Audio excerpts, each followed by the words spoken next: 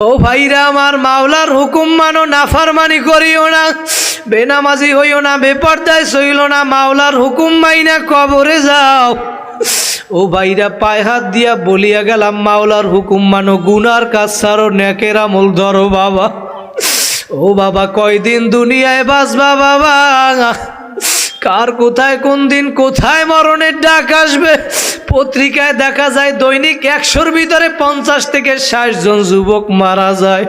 Road অ্যাক্সিডেন্টে, গাড়ি অ্যাক্সিডেন্টে, বাইক অ্যাক্সিডেন্টে, লঞ্চ ডুবিয়ে মারা যায়।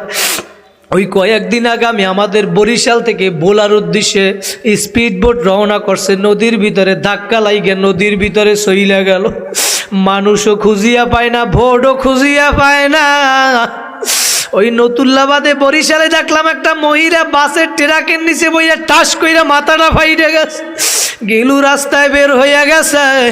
কয়েকদিন আগে সারা দুনিয়ার মানুষ দেখলো ওই টোল প্লাজার ভিতরে বাস আইসা ধাক্কা দিয়ে প্রাইভেট কার এবং মোটর সাইকেলের ভিতরে 6 জন মানুষ জাগায় দুনিয়া থেকে বিদায়। তোমার আমার কার কখন কোন দিন কোথায় মরণের ডাক আসবে তুমিও জানো না, আমিও জানি না। আমার মাওলা যেহেতু আজকে এই ময়দানে নিয়ে আসছে, তওবার মতো তওবা করিয়ে ফেলাও, আসন দিয়া বসো, দিলটাকে আমার মাওলার সঙ্গে লাগাইয়া দাও। আর মনে মনে ভাবো, ওই জাহান্নামের আযাব কিন্তু সহ্য করতে পারবা না। কয়দিন পারবা সেই হিসাব নিকাশ মিলাইয়া তারপর কবরে যাইয়া শুইও। ওই জাহান্নামী যখন পানি চাইবে, আমার মাওলা বলবে, ওই নাফরমানকে পানি পান করাও, আমি মাওলা ব্যস্ত আছি, আমাকে যেন ওরা ডিস্টার্ব না করে। ওই নাফরমানকে এখন ওই জাহান্নামীরা জাহান্নামে জ্বলতে জ্বলতে, জাহান্নামে যেই পুজ, যেই রক্তের নহর বইয়া গেছে, ওই পুজ নহর এত দুর্গন্ধ, এত দুর্গন্ধ, এত উত্তপ্ত গরম।